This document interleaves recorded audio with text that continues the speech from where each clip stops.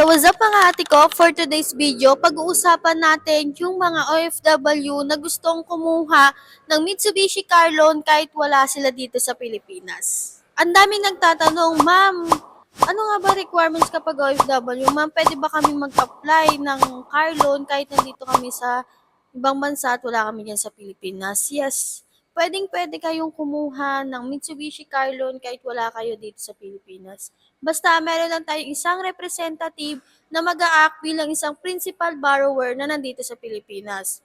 Ano nga ba yung mga requirements?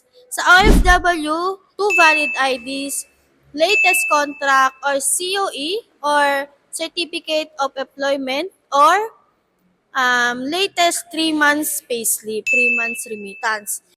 Yung nandito naman sa Pilipinas, two valid IDs, and then proof of billing like Meralco bill, water bill, internet bill, kahit saan lang doon.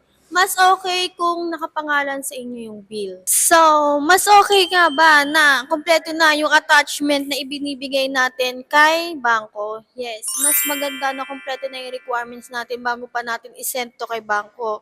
Kasi yun din yung kadalasan nagiging dahilan kung bakit matagal yung proseso natin kasi kulang-kulang yung requirements natin.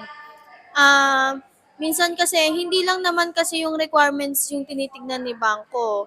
Siyempre, titignan pa ni bangko yung credit history mo, kung may CMAP ka ba, or kung meron ka bang existing loan na hindi na binabayaran. Kasi hindi lang naman piso, 500, 100,000, 200,000 ang niloloan natin kay bangko. Milyon ang niloloan natin kay bangko. Kaya hindi lang doon nag-base si bangko. Kaya mas maganda, mas makaka-help talaga kung kompleto na yung requirements na ibinibigay natin kay bangko.